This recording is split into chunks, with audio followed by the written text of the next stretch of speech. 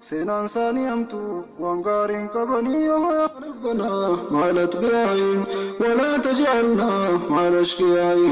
احفظنا ربنا من كل الأخطاء ولا تذلنا في دار الفناء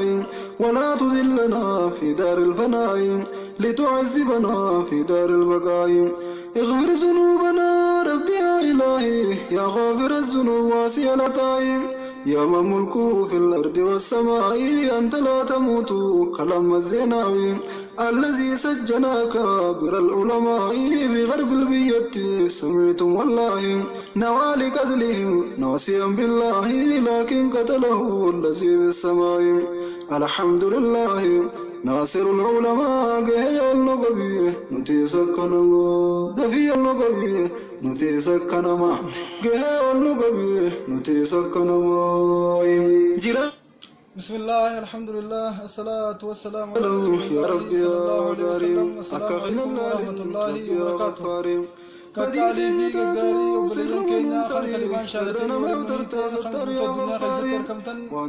هندو بخيسنو مكجر شاكرين نقا في كرام ربي سيرت تريات وقت خيسا خيسا ولا نقلا فيام ببالو بلا سنين جتشا سغنتا تينا تنقا في دي بسارا خطا صدوك سدد فاقا بند ديان نجرا هنقا دم سغنتا تناتي اكا نفانا تلتنا بجيرا قمنا غافين ارى جياب بلين كينا تروتي اكا ملي بايتي ان شاء الله تعالى غافين ساني nurra kharto kotti akka deebitu akkuma nas dura sinima turu gaafi gaggababdu dayya tokko tokko gadi inshallah taala warra gaggababstani gaafattan hanga rabbi nu laafise gaafin deesan irraa deebisa isin harkattenne yaanna warra dheeresitan boodarran eeggattan inshallah taala dura hedduminni yookaan baay'inni kun hanurraa tokko sablatu akka nurraa sablatu gaggababdu gaafanni ofirraa qaademne kharto kun irraa deebiti saniifu teessanii turti malee dhufti zanii turtiin badina isiniin jechaati warra gaafi gaggababsee gaafate gaafi isaan inshallah taala tartiiba wal duraa duubaan deessina hanga dhumaatti nufaana tura isiniin jechaati kara gaafi teenya tan guyyaa irratti inshallah taala ceena gurra qalbii kaa'uun nufaana deema kara gaafi haa ceenu osmaanu inshallah taala ayyee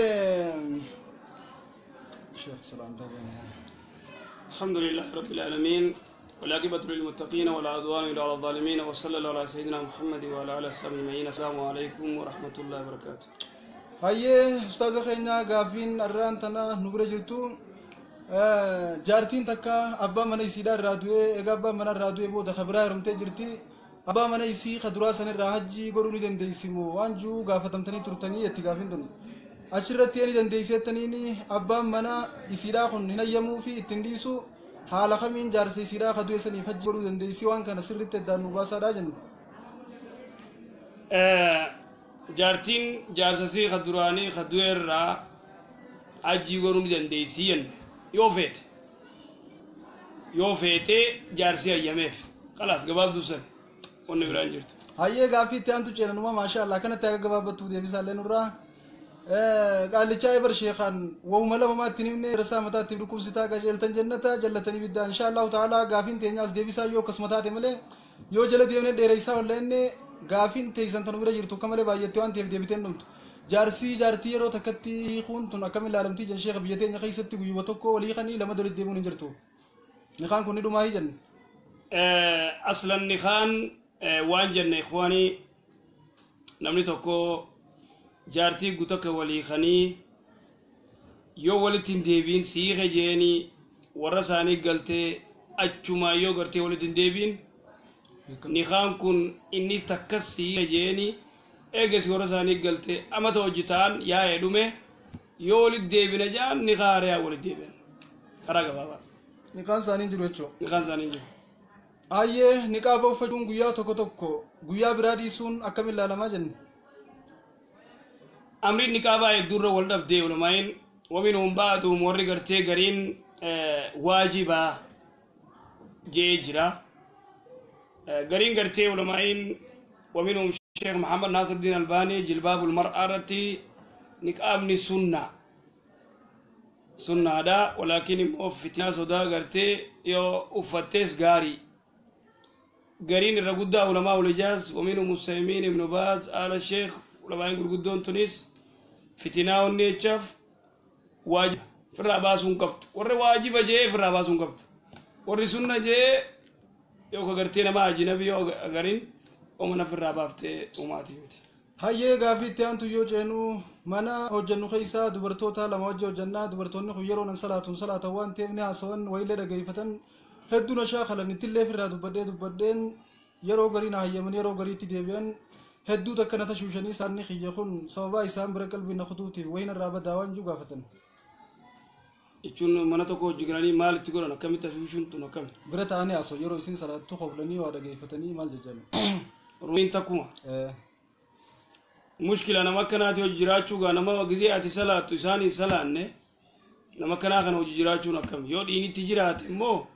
dhuga dubartiin gartee dhiigafaatti jira. Yoo dhiinitti jiraate namni kun wayita salaatu waatti bananii haasa'uu fi kolfuun hin jiru. Hanga namni kun haasa'u qalbiin gartee ni baddi rabbi sodaachuu qabanii jechuudha. Yoo gartee kan waan kana fudhannee gartee odoo salaattu itti iyyuu fi muuziqaatti banachuu fi waa dhaga'isu haa ta'e nama akkanaa mana tokko hojiin galan dhumatti dubbiin. Hayyee inshaallahu ta'ala gaaffii itti aantu ceenaa karaa gaaffii sagaleedhaan dhufteetti haa dabarru. Assalamu alaikum warahmatullahi wabarakatuh. Sheekoti teenya gaafiin qabaanis gaafiin riyyaas akkana jette. Jaartii soddaa yoonii fi jaartiin qabunaa laatu ta'e amri rabbi fudhatte. Jaartii soddaa fuudhuun naaf ni hayyamama akka shari'aatti. Yoo jaartiin na jalaa duute jaartii soddaa fuudhuun namni tokko gartee intala fuudhee intalti duraa duutee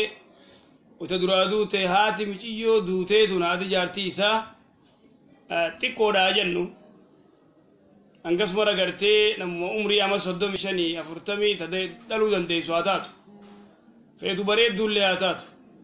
intalti isii duraa yoo duutee haadha fuudhuu hin danda'u laa yastatii yoo intala laallatee haadha laallatee duraan yookaan intala laallatee